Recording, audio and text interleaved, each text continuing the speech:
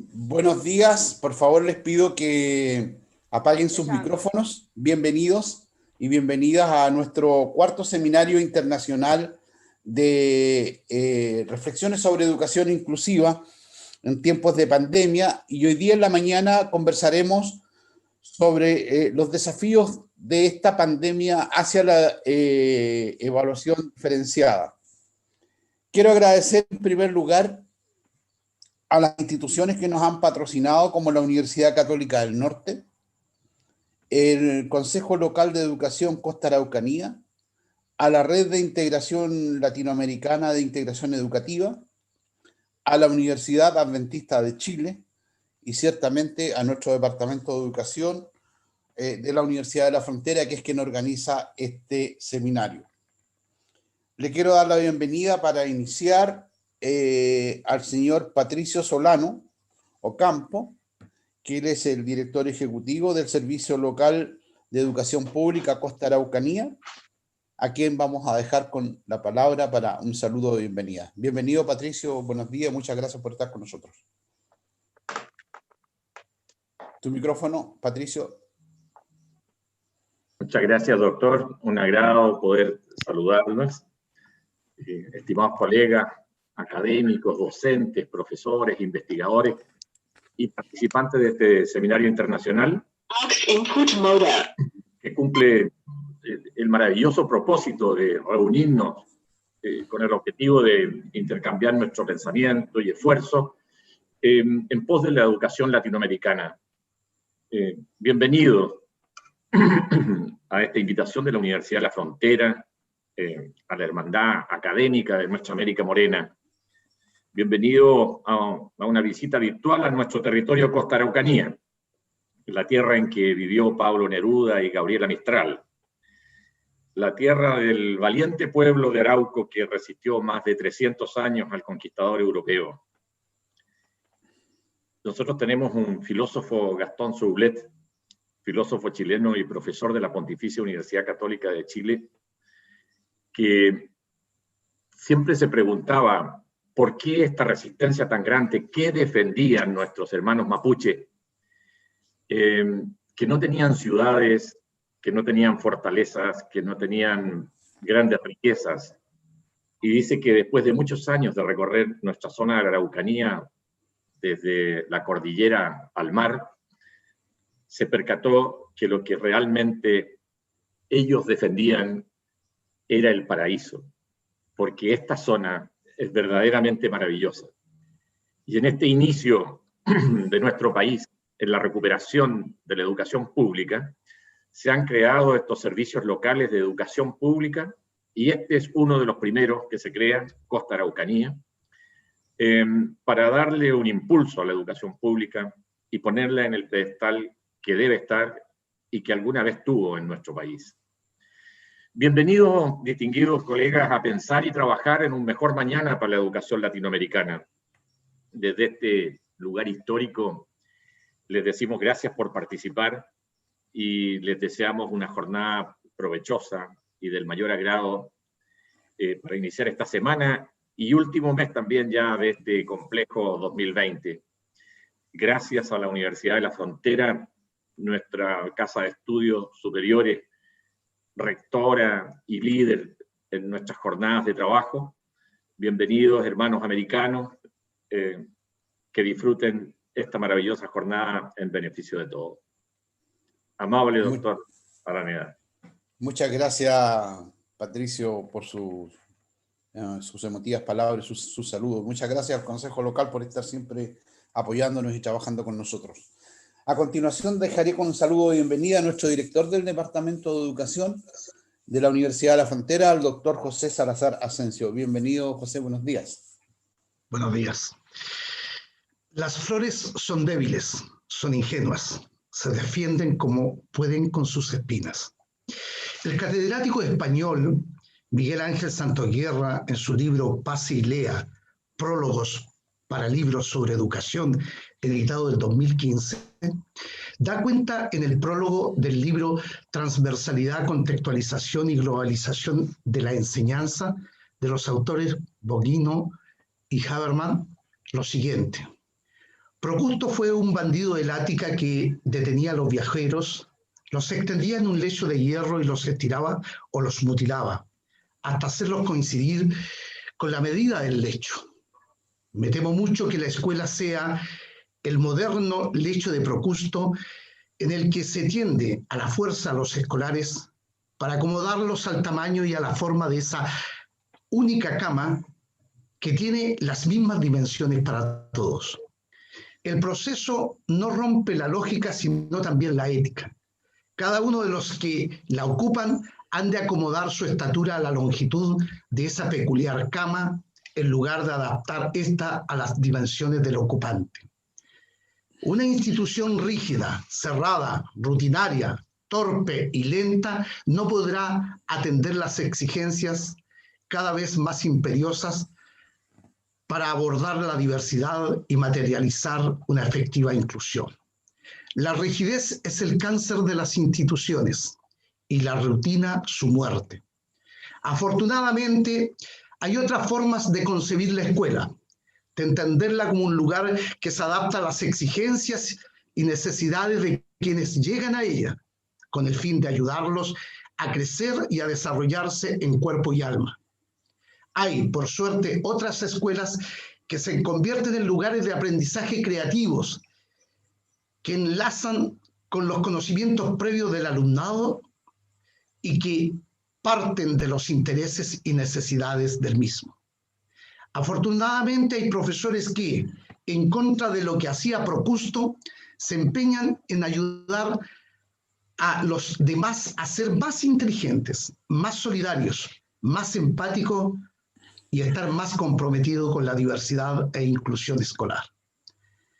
Estimadas autoridades que hoy nos acompañan, distinguidos y distinguidas colegas, tengan ustedes muy buenos días. De manera muy especial, saludo a todos los asistentes que participan hoy del cuarto Seminario Internacional, Reflexiones sobre Educación Inclusiva en tiempos de pandemia, desafíos a la evaluación diferenciada. Saludo que hago extensivo a las conferencistas y el conferencista de esta jornada, doctora Inés Rodríguez de España, doctor Enrique Álvarez de México, magíster Marcela Manguión de Argentina y la doctora Wendy Ferreira de Brasil. Bienvenidas y bienvenido a este espacio virtual. Gracias por permitirnos contar con vuestra presencia compartiendo sus expertizajes, desplazando los permanentes compromisos académicos que dan vida a su agitada agenda profesional, la que sin duda se ha visto incrementada en tiempos de pandemia. Para el Departamento de Educación de la Universidad de la Frontera es un gran momento académico, ya que se da testimonio del trabajo en redes que han de tener las instituciones de educación superior, el trabajo en equipo que se ha de tener con expertos internacionales y las organizaciones educacionales que permiten a esta universidad realizar una eficiente labor en materia de vinculación con el medio. Por tal razón cobra importancia la realización del presente seminario en conjunto con la Universidad Católica del Norte. Saludo de manera muy afectuosa y especial a mi colega y amigo, doctor Víctor González Cobar. La Universidad Adventista de Chile, a la Red Internacional de Investigadores y Participantes sobre Integración e Inclusión Educativa, RIE, y al Servicio Local de Educación Pública Costa Araucanía, y de manera muy especial también saludo al colega y amigo señor Patricio Solano Campo, director ejecutivo de dicho estamento. Por otro lado, es el momento de expresar el justo reconocimiento al doctor Nelson Aranea Garcés y su equipo, quienes han desarrollado una sólida línea en la organización de eventos de esta naturaleza. Prueba de ello lo constituye la presencia de 4.135 personas que asistieron el 27 de mayo pasado al primer seminario sobre orientaciones latinoamericanas para la inclusión, la educación inclusiva a distancia en tiempos de pandemia. Los 2.350 asistentes que participaron el 17 de junio al segundo seminario internacional, cuyo eje de análisis fueron las perspectivas académicas latinoamericanas, y el pasado 15 de julio concurrieron 1.875 asistentes al tercer seminario centrados en miradas neurobiológicas. Fruto de estos 3 seminarios internacionales sobre inclusión, el 16 de octubre se lanzó el libro que reunió las 15 conferencias que han sido impartidas en estos eventos científicos. Distinguidos colegas, no cabe duda que hoy asistiremos a un gran evento académico, no solo por los brillantes currículum de las conferencistas y el conferencista, sino porque el tema de inclusión ha sido, es y será un área del conocimiento no solo de gran importancia, sino de una urgente necesidad de actualización y permanente abordaje. Pero por sobre todo al tema central de este seminario, que es el desafío de la evaluación diferenciada, proceso que ha sido siempre percibido como el más débil del currículum. La apuesta ha de ser incorporar al quehacer docente prácticas evaluativas que pasen de la amenaza a la confianza, de la sanción a la ayuda, del control al tutelaje, de la necesaria y urgente evaluación diferenciada a una evaluación personalizada. En definitivas, un proceso sin exclusión alguna, que venga a sumar fuerzas en ese gran desafío que es el mejoramiento sostenido de los procesos educativos. Amigos todos, bienvenidos a la Universidad de la Frontera, única institución chilena de educación superior pública y estatal que se encuentra en la región de mayor vulnerabilidad del país y que está acreditada en todas sus áreas por 6 años. Desde la región de la Araucanía, en la ciudad de Temuco, Chile, cuna del pueblo mapuche, ciudad donde realizó sus estudios como adolescente nuestro Nobel Pablo Neruda, y donde fue directora del liceo que hoy lleva su nombre, la insigne Nobel Gabriela Mistral, el mejor de los deseos de éxito y enriquecimiento en esta jornada sobre inclusión educativa y evaluación diferenciada. Muchas gracias. Muchas gracias a ti, José. Muchísimas gracias. Bueno, dadas las palabras de bienvenida para este seminario, también le damos la bienvenida muy especial y un agradecimiento muy grande desde la universidad a la doctora Inés Rodríguez Martín de la Universidad de Salamanca, a la doctora Wendy Ferreira de la Universidad de Manchester, Inglaterra, y también de la Universidad Federal de Paraíba, Brasil, a la magíster Marcela Magedón de la Universidad Nacional de Entre Ríos en Argentina, a quien le quiero agradecer de manera muy personal su gran disponibilidad porque la contactamos a última hora debido a alguna contingencia que nos sucedió y fue muy amable en aceptar inmediatamente. Muchas gracias, Marcela. Y a nuestro gran amigo Enrique Álvarez, desde Cuernavaca, México, del Departamento de Neuropsicología del Desarrollo. Él ya está retirado de la universidad y es un extraordinario profesional que tiene algunos problemas de conexión, dice en este momento, pero esperemos que de aquí a la hora que le corresponda exponer ya los haya solucionado. La dinámica es la siguiente: pedirles por favor que mantengan sus micrófonos apagados.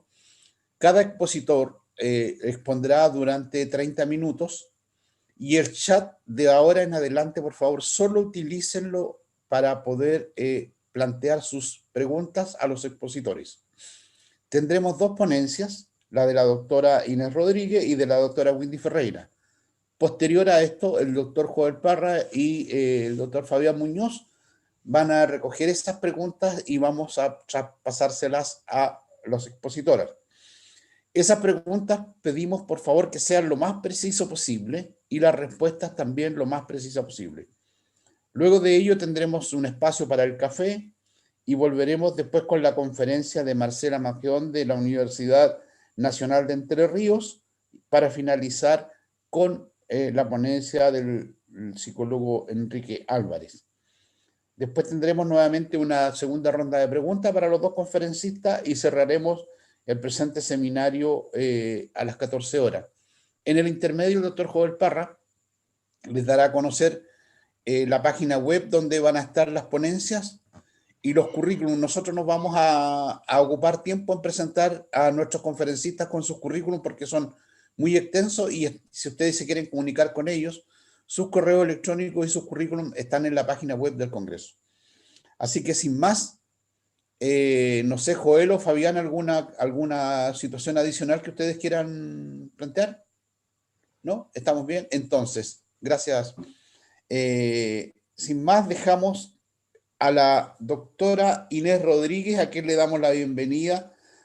Inés Rodríguez Martín, de la Universidad de Salamanca, España, quien nos va a dar la ponencia para qué, por qué y cómo, algunas reflexiones sobre evaluación y educación inclusiva en pandemia.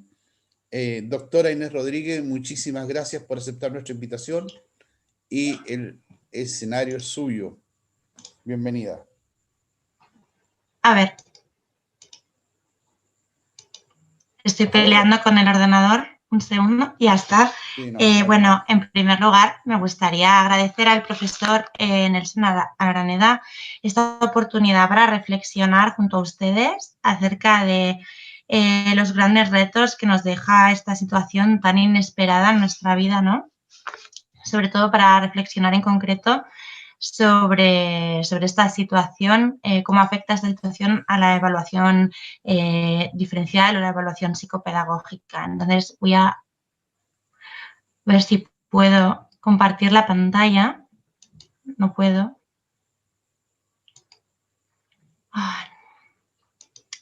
Voy a intentar un segundo. A ver. Ahora voy a ver. No me deja. Estoy teniendo algunos problemas que no esperaba tener, lo siento. Tranquila, Un tranquila, segundo. con calma, yo lo voy a lograr. Fabián, ¿está como anfitriona la doctora Inés Rodríguez? Así es. Ya. Así es. No te preocupes, Vale. Inés, te esperamos.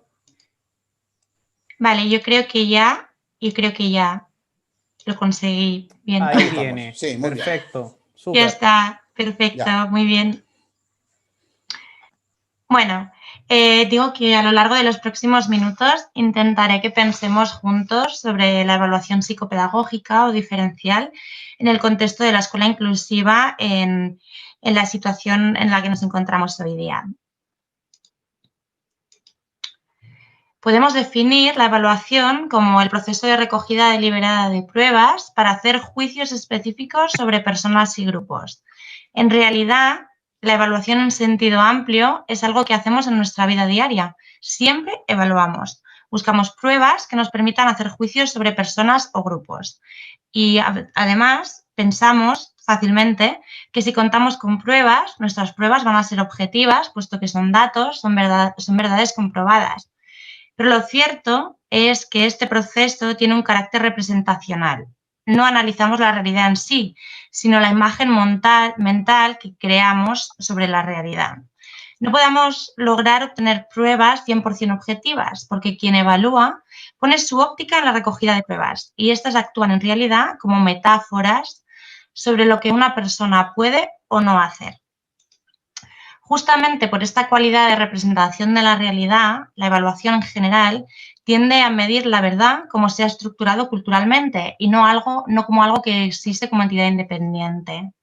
La evaluación configura quiénes y qué somos y no puede considerarse como una medida neutra de habilidades o destrezas independientes de la sociedad. Para Gordon Stobbart explica que la evaluación de un individuo es, paradójicamente, una actividad intrínsecamente social. Es la sociedad, la cultura en la que nos desarrollamos, la que define a las personas y la que pone un nombre a sus características.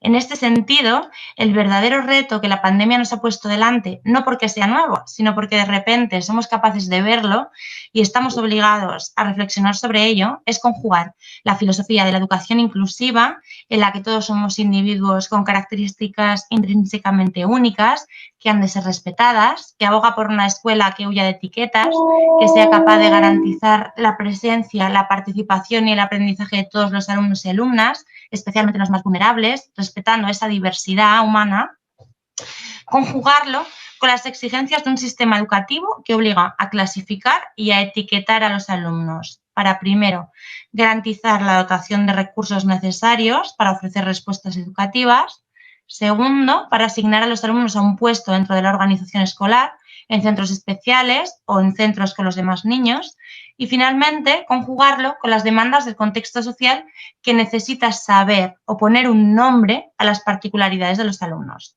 Como decía anteriormente, este reto no es nuevo, pero de nuevo se ha puesto sobre la mesa. Lo que sí que es nuevo es la dificultad de proceder como hasta ahora se ha procedido, lo que no solo ha impedido actuar con las prácticas establecidas, sino que nos ha obligado a pararnos, a pensar, a reflexionar sobre el sentido de lo que hacemos. ¿Para qué? ¿Por qué? ¿Y cómo lo hacemos? Si me lo permiten, sobre estos asuntos serán sobre los que hablaremos esta mañana y creo que, sintiéndolo mucho, es probable que solo traiga más preguntas que respuestas. ¿Para qué evaluar? ¿Para qué evaluamos? Bueno, la evaluación psicopedagógica es compleja y tiene distintas funciones. La mayoría tiene su repercusión fundamental en el propio ámbito escolar y de manera directa en el alumno. Evaluar nos permite conocer no solo el progreso de los alumnos, sino también sus necesidades y sus problemas de aprendizaje y así poder actuar desde el ámbito escolar en consecuencia. Obviamente, evaluar nos permite analizar a cada individuo de manera personalizada, conocer sus progresos, sus características y, en su caso, planificar acciones ajustadas a sus características concretas. Pero quizá una de las funciones más importantes de la evaluación psicopedagógica en el contexto educativo y quizá la más olvidada es la de mejora del currículum y del contexto escolar. Es decir, a través de la evaluación podemos valorar qué aspectos del currículum funcionan de una u otra manera, si los objetivos que hemos planteado son ajustados, si hemos seleccionado bien los contenidos, si la metodología que utilizamos es la más apropiada o no, si el contexto tiene recursos adecuados o no los tiene, si el contexto ofrece respuestas educativas de calidad o no lo hace. Evaluar es, por tanto, una acción educativa de vital importancia. Evaluar no es malo, no lo podemos demonizar. Evaluar es necesario si queremos diseñar planes educativos ajustados a las características reales de nuestros alumnos y de sus contextos. Por tanto, podemos entrever que la evaluación es un medio para alcanzar un fin, nunca es un fin en sí mismo, a pesar de que estemos acostumbrados a hablar de la evaluación como el medio para calificar. Este no debe ser el objetivo de la evaluación. Debemos ver la evaluación como un medio de nuestros alumnos y para valorar nuestra propia acción como docentes, para poder ir introduciendo cambios y ajustes necesarios. Si añadiéramos a la evaluación psicopedagógica o diferencial la misión de evaluación del contexto, podríamos averiguar por qué, por ejemplo, durante los meses del confinamiento más duro en España, entre los meses de marzo y mayo, en los que no podíamos salir para nada de casa, entre un 10 y un 15% de los alumnos no recibió ningún tipo de respuesta educativa. En vez de culpar a las familias, a la brecha digital, a los recursos económicos de los contextos, deberíamos parar a mirar ¿qué pudo haber hecho el sistema educativo por estos alumnos y no hizo o no pudo hacer? ¿Qué recursos ponen las instituciones en manos de los colegios y cuáles son las herramientas reales de las que disponen los docentes para hacer frente a los retos de la escuela? No con el fin de culpar a nadie, sino con el fin de impedir que esto vuelva a ocurrir. Como sabemos, la evaluación puede ser sumativa o formativa. La evaluación sumativa es la que da cuenta de los niveles de logros sobre lo que evaluamos. La evaluación sumativa busca cuantificar algo, busca poner un nombre a una situación finita que tiene lugar en un momento concreto. Con este tipo de evaluación se trata de emitir un juicio, una valoración sobre un proceso finito, ¿no?, que ha terminado. Puede ser sobre el rendimiento, sobre el éxito o sobre el fracaso. Sin duda, la evaluación sumativa la identificamos habitualmente con una función de control, con el etiquetaje. En cambio, la evaluación formativa es la que se lleva a cabo con el propósito de mejorar algo, el aprendizaje, un proyecto, un centro. Lo que hacemos con esta evaluación es buscar información para analizar, para reflexionar, para explicar cómo funciona aquello que queremos evaluar, no con el propósito de censurarlo o ponerle una etiqueta o nota, sino para poder detectar el estado actual y real de lo evaluado, para poder cambiarlo, para mejorar, si fuera necesario. La evaluación sumativa es la que nos permite revisar los programas educativos que ponemos en marcha e ir ajustándolos a las características cambiantes de nuestros alumnos, por ejemplo. Por tanto, si nos preguntáramos ¿para qué evaluamos? ¿Cuál es el verdadero sentido de la evaluación psicopedagógica dentro del contexto de la educación inclusiva? Nuestra única respuesta debería ser: evaluamos para diseñar un plan de trabajo que permita que todos, absolutamente todos mis alumnos, especialmente los más vulnerables, puedan beneficiarse de todo lo que hago en la escuela. Evaluamos para diseñar una educación que se ajuste a las particularidades de mis alumnos. El único sentido que tiene la evaluación es obtener información que nos permita pensar cómo ayudar a los alumnos en su desarrollo personal, académico y social. Este es el verdadero fin de la evaluación psicopedagógica. Ahora bien, si este es el fin de la evaluación psicopedagógica, ¿por qué evaluamos? A pesar de que este es el propósito, como digo, que el propósito de la evaluación siempre tiene que ser la mejora de las oportunidades educativas de nuestros alumnos, existen ciertos condicionantes que nos obligan a adaptar nuestros planteamientos respecto a los propósitos de la educación y, por tanto, de la evaluación. Si, como decíamos antes, evaluar es el proceso por el cual recogemos pruebas para emitir un juicio sobre algo o alguien y la evaluación debe realizarse con el propósito de analizar la realidad para cambiarla, deberíamos preguntarnos por qué evaluamos con el objeto de poner una etiqueta y si es legítimo, dentro de la idea de educación inclusiva, evaluar para poner una etiqueta. Podemos decir que la evaluación con el fin de poner una etiqueta responde, en cierta medida, a algunos niveles de responsabilidad para con el sistema, para con las familias y para con los alumnos. Es decir, evaluamos porque nos exigen evaluar, evaluamos porque nos exigen o porque queremos mejorar y evaluamos porque queremos ayudar. Los sistemas educativos nos exigen la búsqueda de una etiqueta diagnóstica que define las características de los alumnos. Aunque esta sea una actitud cuestionable, si debemos o no poner etiquetas a los alumnos, lo cierto es que para el sistema siempre poner una etiqueta ha facilitado la misma organización de los alumnos.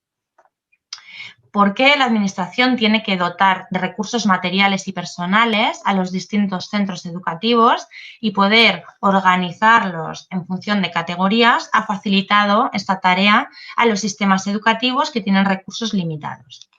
La asignación de los chicos y chicas a centros educativos y el diseño de planes de actuación educativa es algo que se ha visto facilitado a lo largo de la historia cuando se utilizan etiquetas diagnósticas. Otra cosa es que nos paremos a pensar y a reflexionar sobre si esta asignación de recursos en base a categorías es lo más correcto o es lo más ético o no lo es.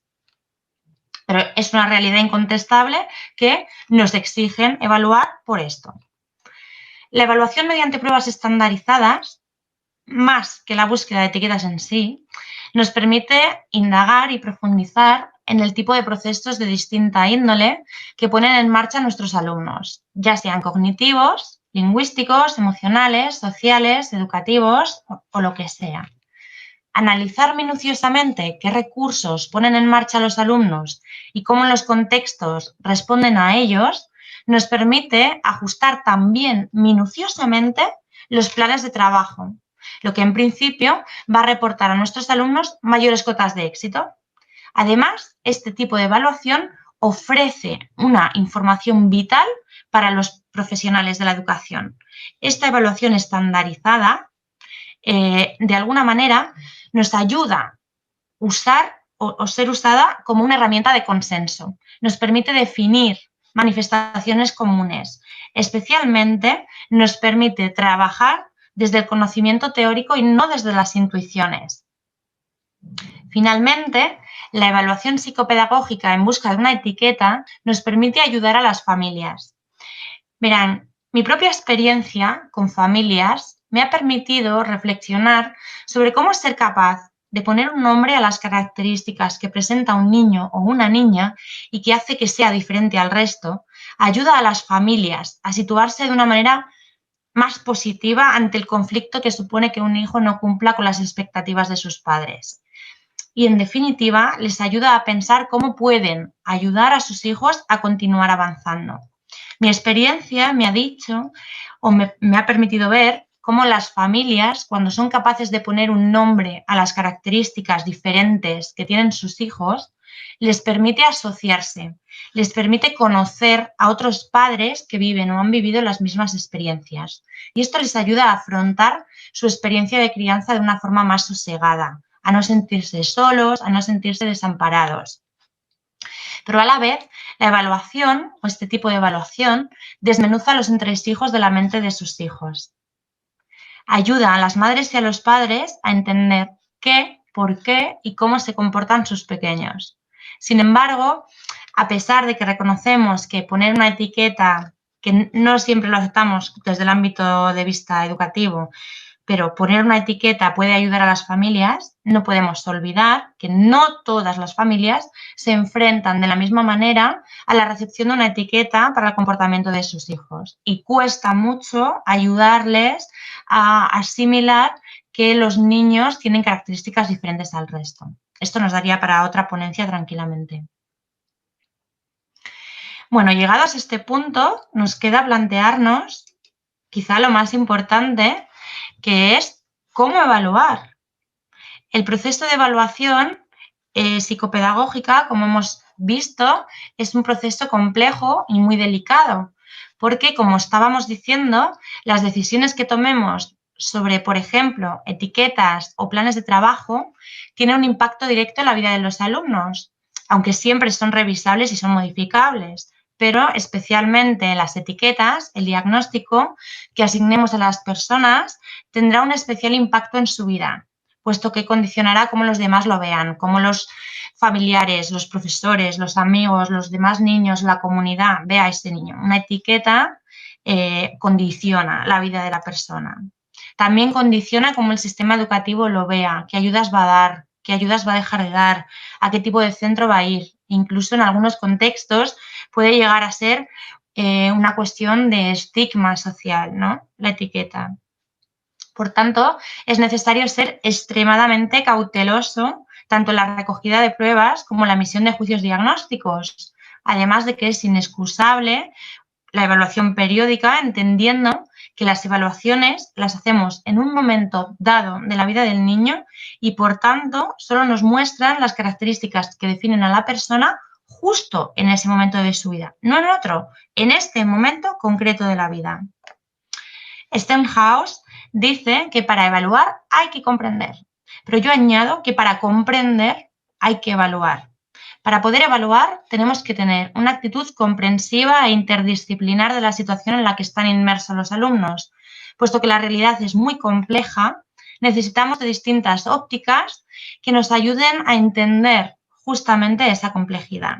Por tanto, si queremos comprender qué necesitan los alumnos para progresar en su desarrollo, debemos evaluar. La cuestión ahora es pensar cómo evaluamos. Cómo abordamos este proceso que hasta ahora no nos habíamos planteado. Para llevar a cabo el proceso de evaluación, no solo tenemos que disponer de ciertas destrezas y conocimientos, sino que tenemos que ser capaces de ponerlas en marcha. Para evaluar, debemos disponer de un amplio nivel de conocimientos sobre aquello que evaluamos. Debemos ser capaces de activar esa información en nuestra memoria, revisar esa información de forma crítica e integrarla con otra información. A veces incluso para evaluar necesitamos compartir y debatir con otros esa misma información. Ay, algo salió en mi ordenador. No quiero. Decía que para evaluar, ¿no? Muchas veces tenemos que compartir y debatir con otros la información que tenemos. Porque este debate, este intercambio de opiniones es lo que nos va a permitir reflexionar sobre aquello que sabemos y cómo conectarlo con la realidad que analizamos.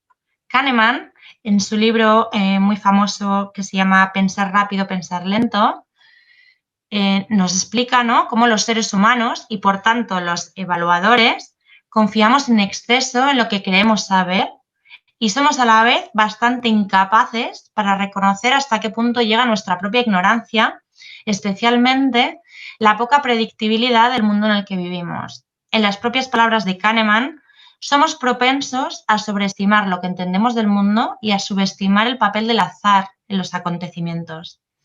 Para tomar decisiones desde la razón y no desde la intuición, debemos contar con pruebas, con datos que nos ayuden a pensar. Lo más frecuente en el área de evaluación psicopedagógica, que analiza el desarrollo infantil para poner etiquetas, como hemos visto hasta ahora, ha sido utilizar pruebas estandarizadas por diversos motivos, ¿no? El primero, porque muchos de los criterios diagnósticos así lo exigen. Por ejemplo, el DSM-5, el Manual Diagnóstico de los Trastornos Mentales, propuesto por la APA, al hablar de los criterios para etiquetar como discapacidad intelectual a un niño, especifica clarísimamente que estos niños tienen que presentar deficiencias de las funciones intelectuales confirmados mediante evaluación clínica y pruebas de inteligencia estandarizadas individualizadas. Es decir, nos están exigiendo directamente utilizar una evaluación estandarizada para poner una etiqueta. En segundo lugar, las pruebas estandarizadas, al menos teóricamente, esto sería muy discutible, como hemos visto antes, por esa capacidad de representación de la realidad, pero en principio, o al menos teóricamente, las pruebas estandarizadas garantizan unos mínimos de validez, fiabilidad y confiabilidad estadística, lo que nos aseguraría que las pruebas miden, en principio, lo que nosotros queremos medir. Y finalmente, porque la utilización de estas pruebas otorga veracidad a nuestra evaluación. Sin embargo, no podemos olvidar las limitaciones de este tipo de pruebas. Son una metáfora de lo que una persona puede o no hacer. Están mediadas culturalmente y analizan el comportamiento infantil en situaciones altamente desnaturalizadas. Una situación de evaluación diagnóstica o una evaluación psicopedagógica es una situación completamente no natural para un niño. Un niño habitualmente no está sentado en una sala individualmente con una persona que no conoce. Y es un comportamiento, una situación que puede afectar al comportamiento infantil. La utilización de estas pruebas exige, además, probablemente por la responsabilidad que conlleva asignar una etiqueta, cumplir condiciones muy estrictas de aplicación. Y una de estas condiciones de aplicación es la presencialidad física, porque así se ha medido su eficacia, porque así se controla que puede afectar o no al comportamiento infantil y porque así se asegura que el niño o la niña ejecuta las tareas que les estamos pidiendo. La cuestión que se nos plantea ahora no es baladí. O sea, la cuestión que se nos plantea ahora es muy grave, que es lo siguiente: ¿qué hacemos ahora que no podemos garantizar la presencialidad y que no podemos garantizar que estamos al lado de un niño? De pronto, de manera completamente inesperada, han cambiado las condiciones en las que nos tenemos que desenvolver. Y la cuestión que nos planteamos es: ¿qué hacemos ahora? Obviamente no podemos hacer una evaluación estandarizada. Me atrevería a decir incluso que no sería ético hacerlo. Pero de nuevo hay que plantearse, si no hacemos una evaluación estandarizada, ¿qué hacemos? Una alternativa es la evaluación funcional, la evaluación de los procesos educativos y la evaluación intervención. La evaluación funcional implica el diseño ex professo de tareas que nos permiten obtener datos para poder pensar en qué y cómo ayudar a los alumnos. En realidad, nos va a permitir obtener información para analizar, para reflexionar y para explicar cómo funciona un alumno en un dominio concreto. Podremos detectar el estado actual y real de lo evaluado para poder cambiarlo. Por ejemplo, puede que yo no sepa que mi alumno tiene dislexia, puede que no sepa si la tiene o no la tiene, pero puedo ver que necesita aprender la correspondencia fonema-grafema en los pares MN o TC, o que necesita aprender que buenos días son dos palabras y no una. Y al final, lo que va a mejorar el rendimiento de mi alumno, lo que le va a permitir avanzar en su desarrollo, no es que yo ponga un nombre a sus características, sino que sea capaz de ver cuáles son. En realidad, en muchas ocasiones, a pesar de realizar una evaluación formal o estandarizada, no nos queda otra que comenzar a trabajar, aunque no tengamos una etiqueta diagnóstica clara. El desarrollo infantil es muy complejo, con muchísima variabilidad individual, más cuanto más pequeños son los niños, con lo que no resulta fácil comprender ni entrever cuál es la palabra que defina sus características, pero hay que comenzar a ayudar. No se puede no hacer nada, no se puede esperar a tener un nombre. Hay que dar una respuesta educativa. Una estrategia que utilizamos con bastante éxito a la hora de ajustar intervenciones de los alumnos es ir viendo cómo responden a las tareas que demandamos, lo que es fácilmente replicable en situaciones como la que estamos viviendo hoy día, ¿no? En situaciones en las que estamos trabajando a distancia.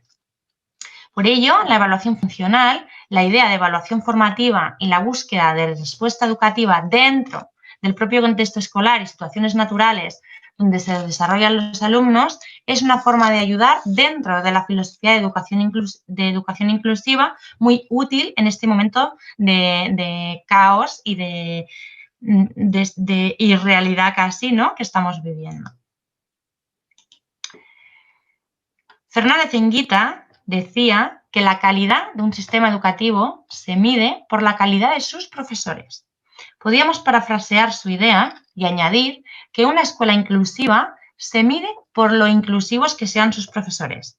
Una escuela inclusiva se mide porque sus profesores cambien sus actitudes, porque incorporen nuevas estrategias y métodos de enseñanza y especialmente por profesores que crean firmemente que para aproximarnos a los fines de la educación inclusiva es imprescindible la colaboración y el trabajo en equipo. En este sentido, la formación y capacitación profesional es determinante, especialmente si queremos incorporar estrategias de evaluación e intervención. Si los profesores no están formados, no podrán producir cambios y mejoras, no podrán reflexionar y, por tanto, no ofrecerán una respuesta ajustada a la realidad de sus alumnos, sean cuales sean sus características y cuáles sean las características de sus contextos. La educación inclusiva promueve el acercamiento al aula de todos los servicios de apoyo que sean necesarios para que todo el alumnado tenga las mismas oportunidades para aprender y participar del currículum general y de la educación escolar. Este hecho supone en realidad una reconceptualización de las competencias profesionales que han de desarrollar quienes realizan la evaluación psicopedagógica, especialmente en estos tiempos tan convulsos en los que la evaluación ya no puede hacerse como hasta ahora. Por ello, cabe replantear la noción de experto para asumir que el conocimiento ha de estar distribuido, la relevancia de la interacción social y la creación colectiva del significado como fuente y como motor del aprendizaje para los docentes. Desde esta noción, quien más sabe, en principio los expertos en evaluación, deben ayudar a los que menos saben, a los maestros no expertos en evaluación psicopedagógica, a aprender qué deben ver y cómo deben verlo. Hay que asumir que solo si reflexionamos y actuamos conjuntamente como miembros de la comunidad escolar, podremos crear buenas respuestas educativas para resolver y superar los conflictos que la pandemia nos ha puesto sobre la mesa. Muchas gracias. Bien, muchísimas gracias a la doctora Inés Rodríguez Martín por su excelente conferencia y también por el respeto al tiempo. Ya, incluso nos quedan unos minutitos, lo que es muy, muy bueno. Así que me ajusté muy bien, sí. Le agradecemos muchísimo la claridad de su idea y sus conceptos y luego entonces pasaremos, terminada la conferencia de la doctora Wendy Ferreira, pasaremos a sus preguntas. A continuación, la doctora Wendy Ferreira, ella es doctorada de la Universidad de Manchester en Inglaterra y también de la Universidad Federal de Paraíba en Brasil. Ella nos presentará la ponencia Evaluar necesidades educativas para diferenciar el currículum, contribuciones de la UNESCO, porque debo agregar que Wendy es una especialista también que ha trabajado en la UNESCO y bueno, tiene su currículum, vayan a verlo en la página porque estaríamos aquí toda la mañana, pero más que nada, lo más importante de todo también es que Wendy tiene un enorme corazón, por eso está en esto, y tiene una enorme voluntad. Siempre que hemos contactado para que comparta sus conocimientos con nosotros, ha tenido la mejor disposición, así que Wendy, una vez más, muchas gracias de la Universidad de la Frontera y la dejamos el auditorio para ustedes. Bem, muchas gracias, Nelson, y todos presentes. Como sabe, yo hablo portugués. Y mi portugués no es fluente. Entonces, todas las plantillas están en español, mas yo voy a hablar en portugués, ¿ok? Despacito, todos pueden entender. Ok. Bem, hoje eu vou compartilhar a tela com vocês.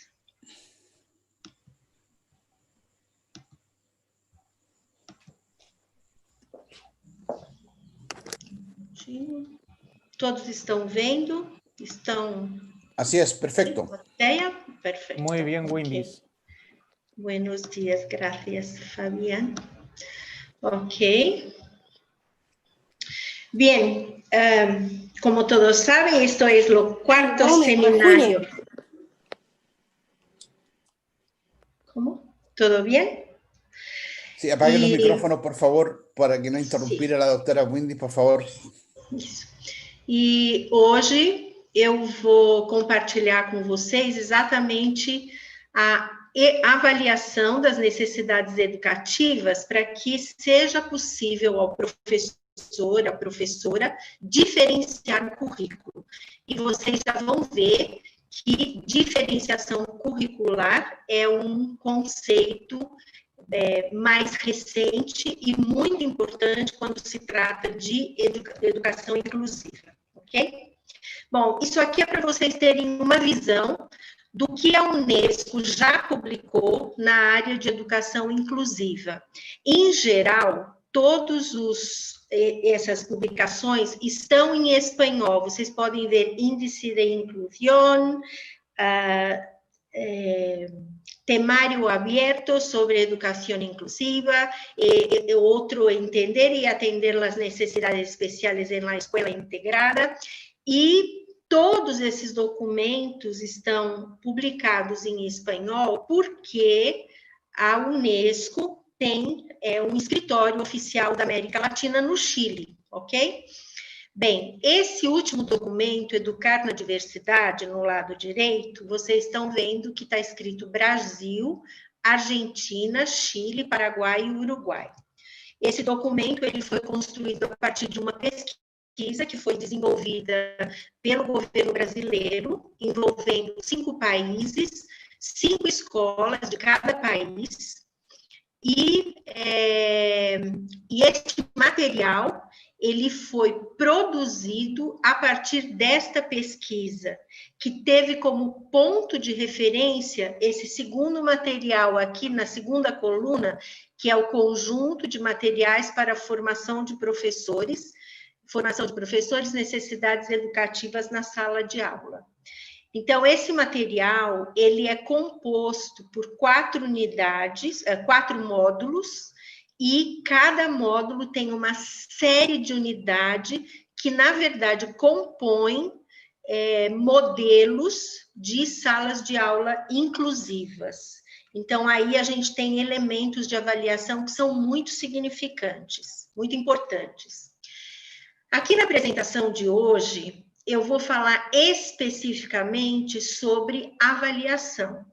Então, eu vou usar como referência esse material da Unesco, que foi publicado em 2004. Eu participei da publicação de quase todos aqueles que foram vistos, com exceção a Declaração de Salamanca e a Declaração de Educação para Todos. Então, esse material se chama Changing Teaching Practices Using Curriculum Differentiation to Respond to Students' Diversity. Cambiando práticas de educación usando diferenciación curricular para responder a la diversidad de los estudiantes. Bem, na unidade 4 desse material, que é sobre avaliação, a pergunta ao orientador é como podemos utilizar a avaliação para ajudar aos professores e professoras no processo de ensino e aprendizagem. Logo depois da publicação desse material, em 2004, eu desenvolvi uma pesquisa no município de São Paulo, que envolveu 10 escolas, professores e coordenadores pedagógicos, e a gente publicou esse livro no Brasil, que foi, inclusive, premiado com um selo do Estado de São Paulo, para que todos os professores e professoras recebessem o livro, porque ele tem exatamente a aplicação na vida real, na sala de aula, do conteúdo que está nesse material da Unesco. Na verdade, foi desenvolvida uma pesquisação com base no material da Unesco. Bem, o primeiro ponto importante aqui é a gente pensar o que é a avaliação em educação, né? A nossa colega Inês de Salamanca, ela falou muito sobre isso já. Algumas coisas são até coincidentes, né? Então, a avaliação é parte do currículo, ela não está isolada do currículo. As pessoas tendem a compreender o currículo como o conteúdo, contenido curricular, mas não. O conteúdo curricular, nas teorias mais avançadas de currículo hoje, né, as teorias chamadas pós-modernas, elas tratam do currículo como tudo o que acontece na sala de aula, tudo o que lá acontece em la classe. Então, a avaliação ela é um componente do currículo e ela tem uma implicação que é planificar, implementar e avaliar a aprendizagem. É um procedimento fundamental para monitorar, é um tipo de following up, e para avaliar tanto o que eu ensino como professora, como o que eu espero que os meus estudantes aprendam enquanto alunos. Então, ela é uma parte integral do plano de estudo desenvolvido para a sala de aula e para alguns alunos em particular. Porque quando falamos de inclusão, o que acontece é que nós precisamos mapear a sala como professores. Vamos supor, nós temos 40 estudantes. Nós mapeamos a sala e identificamos quais são os alunos que têm necessidades educativas e que precisam algum tipo de diferenciação mais relevante, mais significativa, para que ele ou ela tenha oportunidade de participar do processo educativo em condições de igualdade, como diz a Convenção dos Direitos da Pessoa com Deficiência. Então, os tipos de avaliação, quando nós estamos pensando em diferenciar o currículo, eles são 3. Uma avaliação que é inicial, ou seja, eu preciso conhecer o aluno, e a gente já vai falar mais disso. Uma avaliação do processo, ou seja, o que é que está acontecendo? Aonde é que estão as necessidades, as dificuldades, as barreiras que o estudante encontra? E quais são também os pontos fortes, as fortalezas daquele aluno? E a avaliação final, que é o resultado final de todo o processo de aprendizagem. Então, o que o estudante conseguiu aprender, o que ele não conseguiu aprender também, e o que eu preciso cambiar para que a aprendizagem ela seja efetiva. Bem, claro que há estudantes que encontram maior dificuldade para aprender. Então, o que é importante compreender quando nós falamos de avaliação é que a avaliação ela não pode ser somente focada na avaliação da aprendizagem de conteúdos curriculares, de conhecimento. A avaliação tem a ver com aprendizagem ao longo da vida também. Aprendizagem de comportamentos, aprendizagem de interação, aprendizagem de habilidades e também dos conhecimentos que são trabalhados em cada disciplina, em cada matéria na sala de aula. Então, a gente tem uma avaliação que ela é formal, é uma avaliação objetiva, que mede, procura, né, medir. Eu não acredito que seja possível medir conhecimento, mas ela tem esse objetivo, medir o conhecimento dos estudantes com base no conteúdo curricular. Eu acredito que tanto quanto o Brasil, que temos a Base Nacional Curricular Comum, BNCC, é um documento nacional que foi recentemente aprovado e ele tem tudo o que o estudante deve aprender ao longo da educação básica. Certamente vocês, nos seus países, também têm esses documentos nacionais que orientam o professor no processo de ensino e aprendizagem ao longo dos anos da escolarização básica. Então, aí se adota esse modelo de uma avaliação formal. Então, aqui tem uma foto, né? Nessa foto, vocês podem ver que é uma avaliação formal, quer dizer, o aluno, ele preencheu aquela bolinha, ele acertou ou não. Não tem que discutir se está certo ou se está errado, tá? Mas existe uma avaliação que é informal, e essa é a problemática. Por quê? Porque é um ser humano, é a professora ou o professor que está fazendo a avaliação dos seus alunos. E, geralmente, essa foto é bastante representativa, são muitos estudantes para serem avaliados por uma pessoa. Então, essa avaliação, inevitavelmente, ela é subjetiva. Ela não tem nenhum tipo de regra, nenhum conteúdo específico que seja muito claro, e porque ela depende basicamente do professor, da professora e do conhecimento que eles têm e do que eles esperam de cada aluno. Então, o que acontece é que nessa avaliação, a professora, ela incorpora subjetivamente as suas impressões. Então, isso é um problema. Por quê? Porque quando um aluno tem um comportamento disruptivo, um comportamento desafiador, o que acontece? A professora, ela vai ter menos, vamos dizer assim, disposição para corrigir bem a prova, o que aquele aluno realizou, tá certo? Para avaliar aquele aluno, porque sempre vai pesar subjetivamente na sua cabeça o que aquela criança faz. E nós sabemos assim, nós sabemos isso. Nós vivemos num mundo em que nós estamos o tempo todo conhecendo pessoas, analisando comportamentos e decidindo o que a gente gosta e o que a gente não gosta. Então, nós estamos julgando, não é isso? Então, o que acontece? Eu digo, esta pessoa, eu gosto dela porque ela tem estas e estas e estas características. Esta pessoa, eu não gosto dela porque ela tem estas e estas características.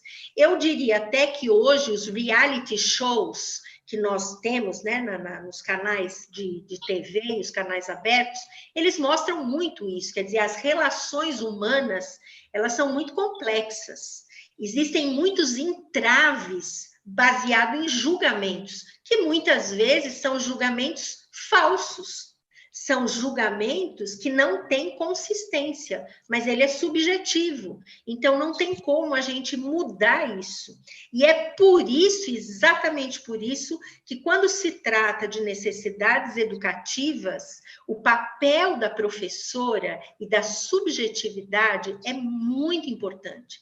A gente tem que tomar muito cuidado quando se trata de avaliação formal, porque é um modelo único para um grupo diverso de estudantes com estilos e ritmos diferenciados de aprendizagem, ou ela é uma avaliação informal que passa pelas impressões que a professora tem dos alunos que podem ser excelentes alunos, mas que são extremamente desafiadores na sala de aula. Então, esse é um elemento muito importante para a gente ter na nossa cabeça.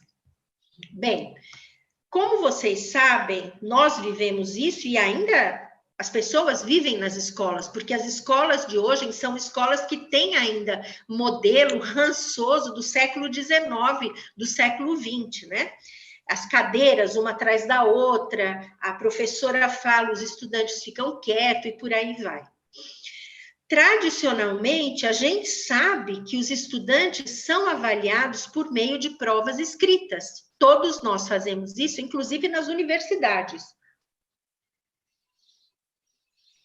A principal forma de avaliação é a prova escrita. Só que quando se trata de necessidades educativas, a prova escrita, ela constitui uma barreira, porque muitos estudantes, por exemplo, uma criança com dislexia, Ela pode não escrever bem, mas ela pode se expressar bem e falar sobre o que ela entende, sobre como ela conhece, o que ela aprendeu e tirar uma nota excelente. Mas se nós adotamos o modelo tradicional único para toda a sala, com certeza muitos serão prejudicados e excluídos do processo. Outro elemento chave é que a maioria dos professores aprendem a avaliar as necessidades dos estudantes ou as barreiras que os estudantes encontram, como nós dizemos quando a gente fala de educação inclusiva, e os pontos fortes, né, as fortalezas, quando nós aplicamos as provas durante o ano escolar. O que isso quer dizer? Ao longo do ano, conforme as provas são aplicadas a cada mês, a cada 2 meses, a cada 3 meses, a cada 6 meses, a gente vai conhecendo o que o estudante é bom em quê. Então, ele sabe bem isso, mas ele não sabe bem aquilo. Só que isso não pode acontecer ao longo do ano. E o professor e a professora têm que fazer um tipo de avaliação que é inicial, como nós vimos agora há pouco. Inicial, processual e final, que é inicial. No início do ano letivo, eu tenho que usar formas diferenciadas para conhecer cada estudante da sala, as suas necessidades, as suas fortalezas e ter um registro disso, porque a nossa cabeça não é suficiente para armazenar todos esses dados. Imagine um professor de ensino médio, né, que tem aula de, por exemplo, química. Então, para os jovens. Então, o professor ou a professora, ele tem que guardar informação de várias turmas, de 100, 200 alunos. Não é possível. Então, é por isso que nós temos que fazer registros. E registro é uma das habilidades fundamentais do processo de avaliação, conforme a orientação desse material da Unesco. Bem, além disso, na maioria, isso é um problema gravíssimo que a gente vive até hoje. A maior parte dos estudantes não podem, é proibido, eles participarem do processo de avaliação com relação ao que eles evoluíram e ao que eles acertaram e o que eles erraram também. Então, isso é um problema, porque a voz do estudante, a participação, quando nós falamos de educação inclusiva, é fundamental. A nossa colega Inês de Salamanca, ela disse isso o tempo todo. Se a gente está trabalhando com o enfoque, com o princípio da inclusão educacional, nós temos que assegurar que os estudantes são ouvidos, assim como suas famílias. Bem, portanto, uma avaliação educativa, ela não pode, de forma alguma, se restringir à produção da escrita, ou seja, prova. Nem pode visar as notas e os conceitos. Ah, professora, mas o sistema educacional depende de notas e conceitos. Sim, a aprovação dos estudantes depende de nota e conceito, mas nós temos que saber que a avaliação, ela tem que ser diversificada e a gente já vai ver o que é isso. Ela deve ser ampla e considerar todos os elementos do desenvolvimento do estudante, principalmente, claro, na educação básica. O desenvolvimento social, a aprendizagem de conteúdos, o desenvolvimento emocional, de conduta, expressividade, receptividade, participação, interação e tudo que compõe a nossa natureza humana. E tem que, claro, ouvir o estudante. Aqui a gente começa a pensar nas habilidades. Quais são as habilidades, quando nós estamos usando como referência esse material da Unesco, para que esse processo de avaliação se diferencie. Eu não vou falar dessas outras estratégias, dos detalhes de cada uma, mas vocês vão entender brevemente que a diferenciação curricular implica 4 estratégias. A primeira, conhecer os estudantes, e aqui em pequenininho vocês têm uma listinha do que deve ser conhecido. As estratégias que são chamadas de estratégias ambientais, e aqui em cima vocês também têm uma lista, né? E eu vou enfatizar o trabalho em grupo e a cultura inclusiva, ou seja, todos pertencem a uma comunidade, e acolhem e respeitam as diferenças individuais, as estratégias de aprendizagem, que são estratégias diversificadas de ensino, e, finalmente, as estratégias de avaliação. Essas estratégias são, primeiro, identificar e superar as barreiras, buscar sempre formas de superar as barreiras. Para isso, a gente usa estratégias, as outras 3 estratégias. As barreiras de aprendizagem. Usar vários instrumentos. Vocês vão se surpreender com o número de instrumentos de avaliação que nós temos disponíveis e que não são usados, ou são pouco usados. As formas de participação dos estudantes no processo de avaliação e formas de agrupamento que favorecem exatamente esse processo de avaliação. Então, vocês podem perceber que o processo de avaliação, ele sai da mão do professor como uma responsabilidade individual de analisar cada um individualmente e passa a fazer parte de uma parceria entre professor, sala de aula, professor e estudante. Pergunta para vocês, quantas vezes vocês fizeram uma prova, a prueba, e erraram, tiraram uma nota baixa e depois pensaram, por que eu tirei uma nota baixa? Eu não sei. E você continua sem saber. Então, a professora e o professor precisam compartilhar o poder com seus alunos. E cada estudante precisa participar do processo de avaliação das suas próprias aquisições, aprendizagem, e também saber, eu errei aqui, por quê e como eu devo fazer para superar essa dificuldade. Bom, formas diferenciadas de avaliar, né? Nós temos avaliação sistemática e contínua, ela é ao longo do ano, desde que você conheça as fortalezas e as necessidades no início. Você faz registros regulares, porque, como eu disse, o nosso cérebro não mantém informações por longo tempo.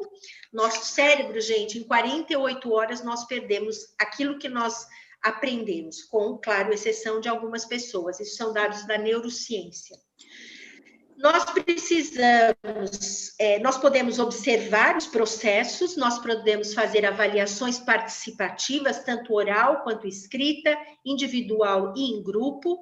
Nós podemos ouvir os estudantes e saber quais são as suas opiniões, quais são as suas demandas, necessidades. Nós podemos usar processos de autoavaliação, eu usava muito na universidade. Nós podemos usar desenvolvimento, construção de portfólios, que é exatamente a construção de tudo o que foi feito de avaliação ao longo do ano e que dá parâmetros, pontos de referência para o estudante. Nós podemos usar seminários, nós podemos fazer a prova escrita, tudo bem, para aqueles que podem fazer as provas escritas. Nós podemos usar trabalhos diversos em grupos diferentes, avaliar desempenho, analisar os erros, é uma forma de avaliação, buscar caminhos diferentes para situações diferentes e avaliação em par. Eu fiz a prova, por exemplo, escrita, a professora dá as respostas e eu vou fazer avaliação com os meus colegas, ao invés da professora. Então, quando nós estamos falando de necessidades educacionais, essa foto eu tirei em Brasília. Esse rapaz que vocês estão vendo, que tem síndrome de Down, ele estava sempre participando de todas as atividades que eram realizadas na sala. Ela demanda, a avaliação das necessidades educativas, ela demanda condições prévias de avaliação, que são fundamentais e pouco consideradas. Primeiro, o professor tem que saber, tem que conhecer sobre o seu aluno com deficiência antes de recebê-lo na classe. Os membros da família devem ser contactados pela escola para obter informações que são relevantes sobre aquele estudante no processo de alfabetização, de escolarização. A escola e a comunidade local, elas devem conhecer sobre os direitos da pessoa com deficiência. Isso é uma atividade que pode ser desenvolvida em projetos pela escola e deve haver contatos regulares de participação na vida escolar. Quando se fala de avaliação das necessidades educativas, portanto, o enfoque da avaliação ela tem que ser no contexto educativo e não no estudante. A professora Inês ela falou do modelo médico, né, que coloca o problema dentro do aluno, e a gente tem que pensar que o aluno tem competências. Não me interessa o que ele não pode fazer, mas o que ele pode fazer. E hoje, com a teoria da neuroplasticidade do sistema nervoso, a gente sabe que quanto mais estímulo, melhores as respostas, né? Então, nós precisamos adotar o modelo social e curricular da deficiência. Então, a sala de aula ela tem que ser totalmente reestruturada. A escola tem que celebrar o que é produzido. E é importante que a gente fique atento para as barreiras atitudinais, a barreira física, de comunicação, informação, as barreiras curriculares, as barreiras pedagógicas, de relacionamento. Enfim, nós precisamos aprender a identificar as barreiras que existem para o processo de participação e aprendizagem dos estudantes com necessidades educativas. Segundo o material da Unesco, o levantamento da informação dos estudantes sempre tem que considerar isso.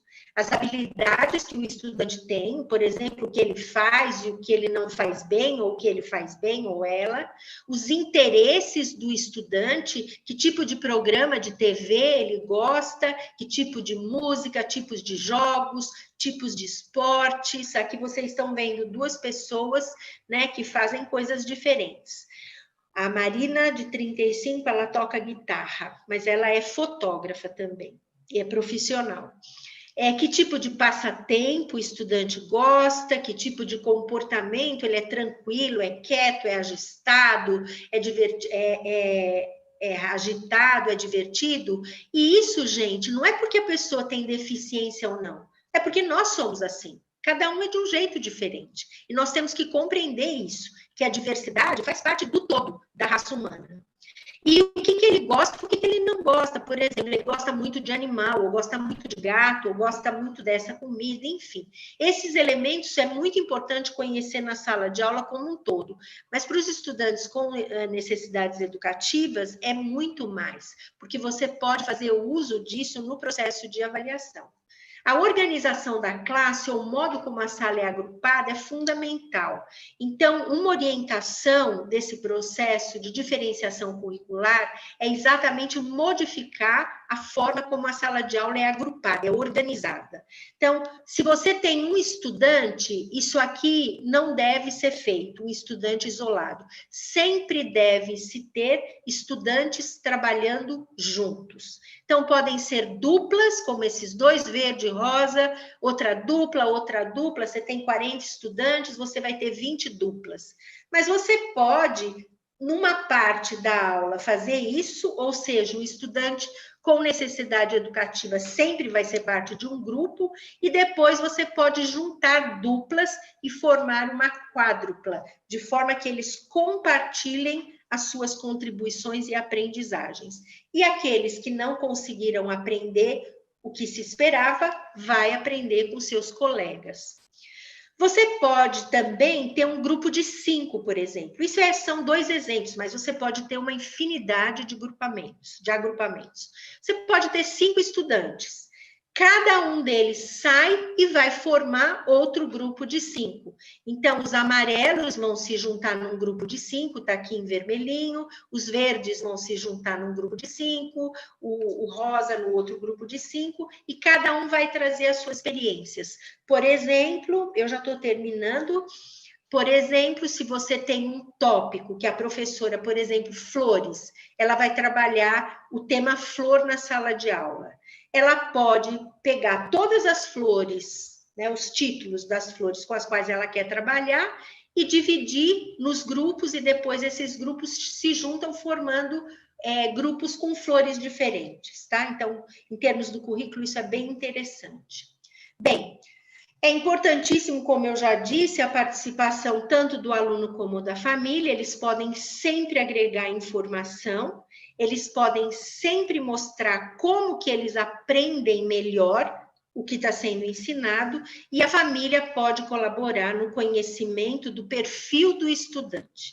E, finalmente, eu queria dizer para vocês que a avaliação deve servir sempre para superar barreiras, não para medir conhecimentos, embora você vá alocar uma nota ou um conceito na ficha do estudante, porque é isso que faz o progresso.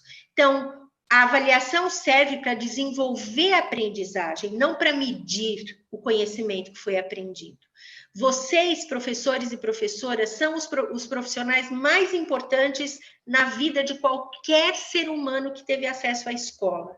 Portanto, você deve ser o motor da mudança nas suas escolas quando se trata de estudantes com necessidades educativas. Você está em condições de conhecer, apoiar, ensinar e valorizar cada um dos teus alunos e transformar as suas vidas, identificando as suas necessidades e os seus pontos fortes, criando oportunidades para a sua aprendizagem em todos os âmbitos da vida escolar e comunitária. Aprender significa ir muito além do plano de estudo da escola. Aprender significa preparar para a vida real e uma vida com qualidade. Bem, eu agradeço, queria deixar para vocês aqui minhas gracias e proteção por causa da pandemia, e também mi e-mail. E este é um canal Science, que eu tenho, que é para pessoas que estão na universidade.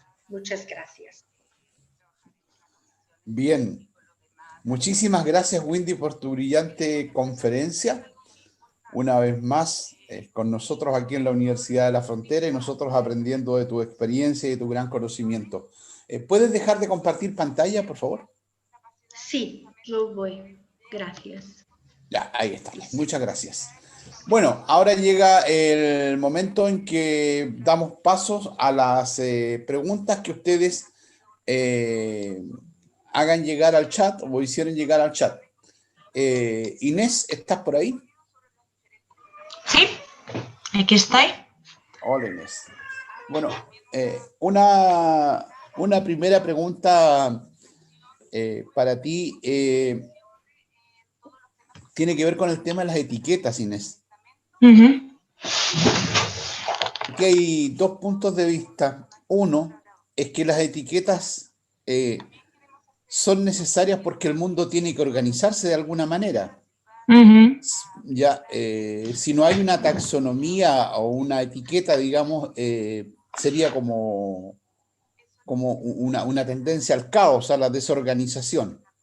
Ese es el primer punto desde el punto de vista de las etiquetas que ayudan, digamos, a la orientación. El otro punto es el uso de la etiqueta. Porque una etiqueta es un rótulo diagnóstico que viene desde la psicopatología y que tiene serios fundamentos teóricos y de investigación detrás de ella. Por ejemplo, cuando decimos un niño tiene depresión, no es que a alguien se le antoje decir esa etiqueta, sino que hay un sustento y un constructo teórico que está detrás de él y por lo tanto permite organizar el mundo de los niños depresivos como para poder atenderlos mejor, por un lado, ese es uno. Pero el otro tema es la tendencia de la psicologización de la educación, en la cual los profesores, ¿no es cierto?, muy motivados y tentados, usan estos conceptos de la psicopatología para aplicarlos a estudiantes cuando muchas veces no corresponden. Entonces pasan a ser depresivos todos los niños que están tristes, pero no por culpa de la etiqueta, por culpa de quien lo está aplicando. Entonces me gustaría que, no sé si fui claro en la pregunta, si puedes hacer un comentario sobre eso. Sí, claro, muy interesante. Sobre el uso de la etiqueta en educación, digamos, el uso correcto de la etiqueta en educación, si es pertinente o no eso. Me parece una pregunta súper interesante porque creo que es una reflexión que yo cada vez hago más y está un poco, ¿no?, en la base de la educación inclusiva, que es buscar esa especie de encaje entre la necesidad de poner etiquetas y la necesidad de poner etiquetas, ¿no? No sé si, por un lado, es verdad que nos ayuda a organizarnos mentalmente y a tener una forma de organizar y de ver la realidad también como constructo teórico, ¿no? Que nos permite interpretar lo que vemos. Y por otro lado, es el uso que el sistema educativo hace de esto, ¿no? Que es lo que a mí me preocupa, porque parece que estamos en un momento en el que vemos más esa etiqueta que las capacidades de los niños. Quiero decir, me da igual poner un nombre a las características de mis alumnos si no soy capaz de ver qué características tiene. Si solo veo el nombre que le damos a esto, no somos capaces de generar programas de ayuda, que son los que realmente nos hacen falta. Y yo estoy completamente de acuerdo en que nos agarramos como a esa etiqueta para explicar por qué un alumno tiene o no éxito escolar. No, es que esto no sabe hacerlo porque tiene dislexia, por ejemplo. No, a lo mejor eres tú que como docente no estás adaptando bien tu enseñanza a esas características, ¿no? Entonces creo que es verdad que estamos haciendo un uso excesivo del etiquetaje y en cierta manera nos están condicionando la forma de actuar. Entonces yo creo que hay que repensar un poco sobre ese uso que se hace. Aunque es verdad que para manejar el constructo teórico, pues oye, siempre ayuda, ¿no?, a entender en qué ámbito me voy a mover, pese a que el uso que hacemos de esta etiqueta es más que cuestionable. Muchas gracias, Inés. Fabián, ¿tu pregunta para Windys? Sí, buenos días, doctora Windys, ¿cómo está? Gracias por su presentación. Buenos días, Fabián, estoy bien. Doctora Windys, rescatando algunas preguntas, comentarios también que aparecen y surgen desde el chat, hay una que hace alusión a lo siguiente. De acuerdo a su impresión, ¿cuáles son los principales impactos que está teniendo esta pandemia en llevar a cabo procesos de evaluación participativa en esta modalidad virtual? Yeah. Eso es muy serio porque la pandemia solamente colocó los estudiantes con necesidades educativas dentro de sus casas nuevamente, porque esta población, en términos generales, están dentro de su casa. Con el movimiento de la inclusión, ellos van para la escuela. Entonces, con la pandemia, ellos están de vuelta para sus casas. Y todo que estamos discutiendo sobre la inclusión, en esta situación en particular, es un grande problema, es un grande desafío, porque la inclusión tienes como principal objetivo, que es romper con lo paradigma de la segregación. Mas con la pandemia, todos nosotros, todos estamos segregados, porque tenemos que mantener la distancia de todos otros, de nuestra familia, de nuestros amigos, de nuestros colegas. Estamos aquí juntos para conversar, mas no podemos estar juntos en un hall de conferencia, porque no es posible. Entonces, para la persona con discapacidad, esto es un grande problema, porque no consigo, con todo mi conocimiento de experiencia en diferentes países, no consigo imaginar que podemos superar esta barrera nuevamente de la segregación. Esto es una cosa. Otra cosa, yo tengo un colega en Brasil, es profesor doctor Décio Guimarães de la Universidad Federal Fluminense, es una persona cega. Ella dice que las personas con deficiencia, las personas con discapacidad, viven en cuarentena. Y ahora no es diferente, porque estamos todos en cuarentena. La diferencia es que nosotros ahora podemos imaginar, no comprender, mas imaginar los problemas que son consecuencia de vivir segregado e isolado. Entonces, no sé, lo problema de educación remota también es un grande desafío, porque no es todas las personas con discapacidad que pueden usar los medios tecnológicos. Gracias, Sí. doctora. Doctor, está sin micrófono. Inés, hay una pregunta que va al corazón de lo que es el seminario y pregunta, ¿cómo evaluar las necesidades educativas especiales en tiempo de pandemia? ¿Alguna sugerencia, Inés, para esto? Bueno, la verdad que es una de las cosas que más me animaron a aceptar la participación en este seminario fue justo esta pregunta que yo misma me hago, ¿no? En la Universidad de Salamanca tenemos un servicio en el que yo coordino, que trabajamos con niños con trastornos de lenguaje oral y escrito, ¿no? Es un servicio externo que hacemos como una especie de ONG, ¿no? Y yo me planteo cómo evaluar a estos niños si no puedo garantizar que estén delante de mí. Yo no puedo garantizar, no me atrevo a hacer una evaluación para poner esa etiqueta, que ahora que veo que hay mucho debate al respecto. Primero, ¿por qué no puedo poner una etiqueta? Porque no tengo garantías de que esté viendo todo lo que tenga que ver para poner una etiqueta. ¿Por qué necesito poner una etiqueta? Porque el sistema educativo me obliga a hacerlo. Si yo no doy una etiqueta para ese niño, nadie le va a dar ayuda en su colegio. Nadie va a dar recursos específicos, especiales para trabajar con él. Ahora bien, ¿a mí me interesa poner la etiqueta? En este momento no. En este momento lo que me interesa es pensar cómo ayudar a ese niño. Y para ver cómo ayudar a ese niño, puedo hacer una evaluación a través de tareas. Puedo pensar, ¿qué dificultades está manifestando en el ámbito escolar? Estas. Pues puedo diseñar tareas para ayudarle a avanzar en esa acción, ¿no? En esas tareas. Puedo ver cómo ejecuta las acciones educativas y ayudarle para hacerlas, para avanzar en esa tarea escolar. Solo desde mi punto de vista, la única evaluación que puedo hacer en este momento es una evaluación puramente educativa que esté centrada en el aprendizaje y, por tanto, evaluar cómo ayudarle a aprender cosas que en este momento no puede aprender. Es el único respuesta que tengo a cómo evaluar.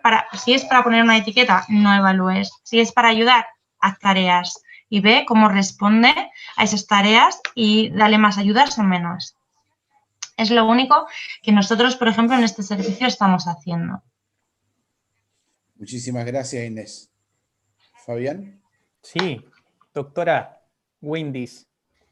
La siguiente consulta es reconocido a nivel mundial la gran dificultad que hemos tenido en este escenario de pandemia para generar procesos también evaluativos en esta modalidad virtual. Pero en ese contexto, ¿cuál es su visión o cuál es el valor que usted le da a esta incorporación importante de recursos pedagógicos que están siendo utilizados por los profesores como nueva estrategia para generar procesos de evaluación diferenciada e inclusiva?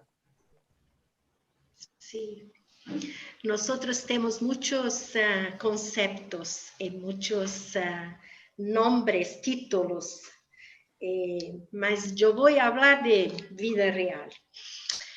Yo pienso que ahora, para todos, no solamente para alumnos con necesidades educativas, es necesario una importante y sólida parcería con la familia, incluyendo también los hermanos y hermanas, porque ahora es un momento diferente.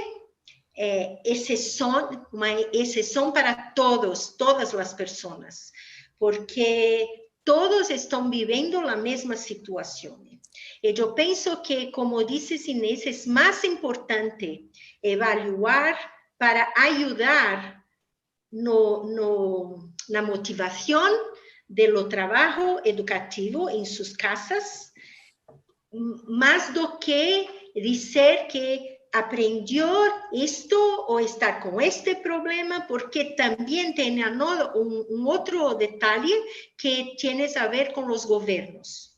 Los gobiernos ainda no saben exactamente como van lidar com toda esta situação. Em Brasil, que é um país muito grande, nós temos 184.000 escolas, 1,4 milhões de professores e professoras, e mais ou menos 50 milhões de estudantes. Então, se você pensa nesta fotografia do país, os problemas são muito graves.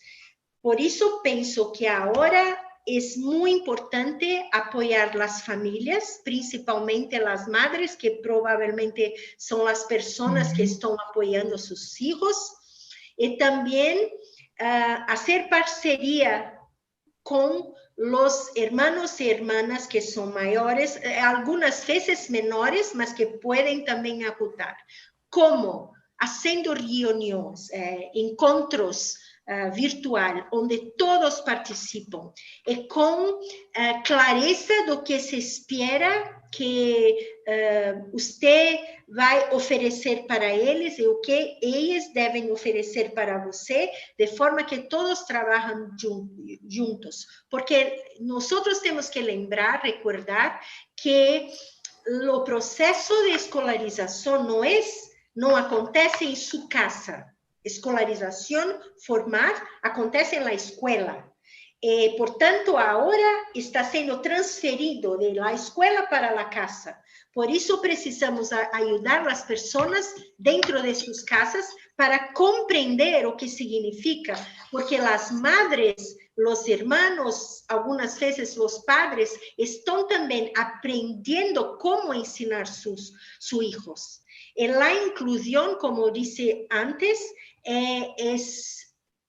tienes que ser dentro de la familia, todos trabajando juntos para ayudar a todos, en especial a aquellos estudiantes con discapacidad. Gracias, doctora. Don Nelson. Cerramos con una más.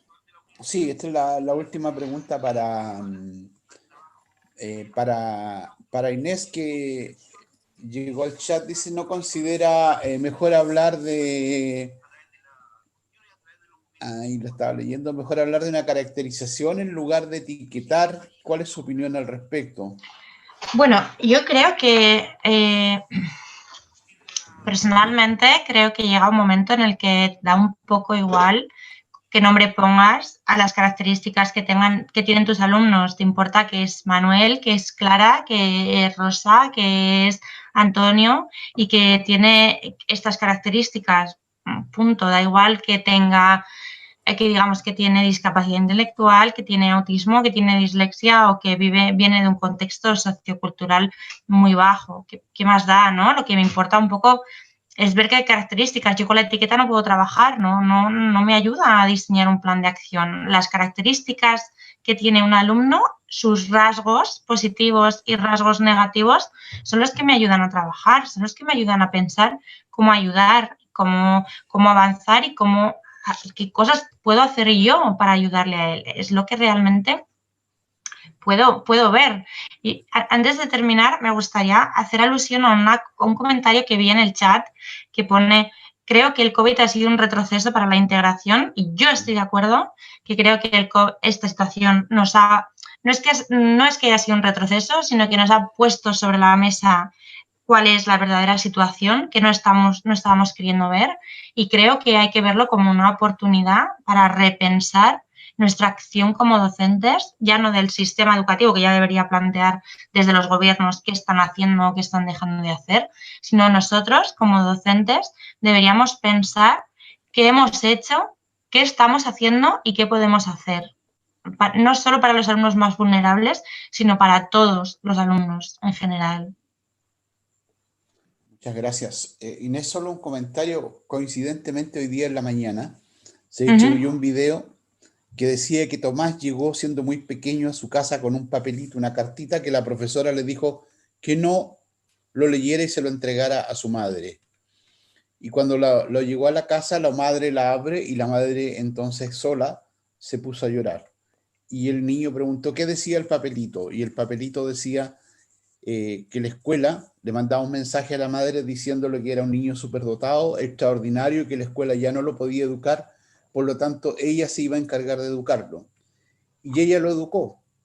Tiempo más adelante, Thomas Edison encontró el papelito en una reunión con sus amigos o sus hermanos, y ahora se puso a llorar él, porque decía el papelito, su hijo es un idiota que no puede seguir en el colegio.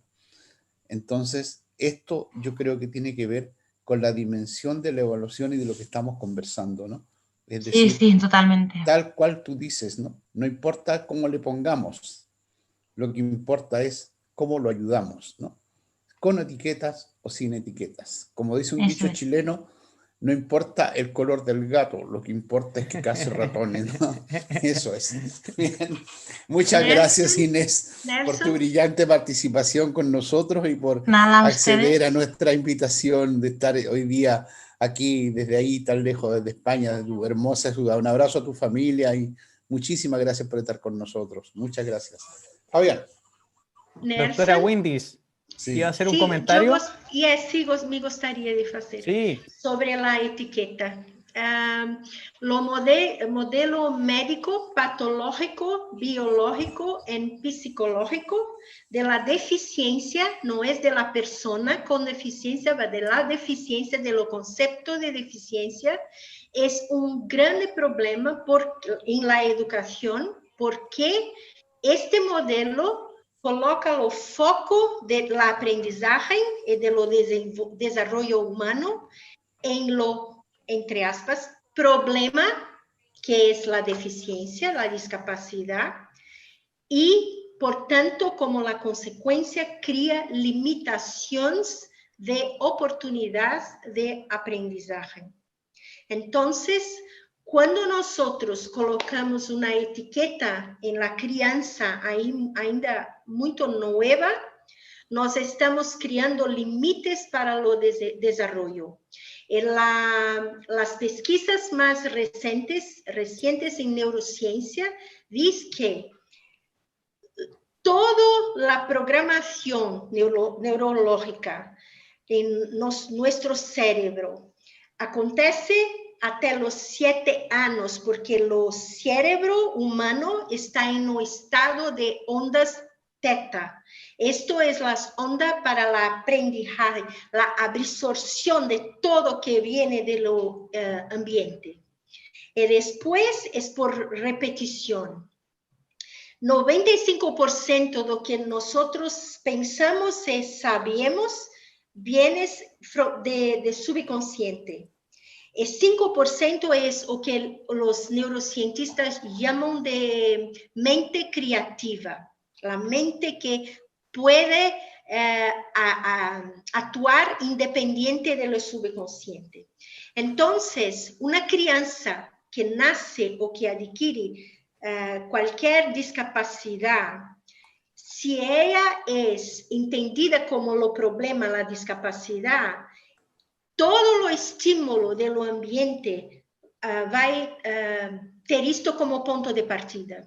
Entonces, los estímulos y las oportunidades de aprender son rebajadas.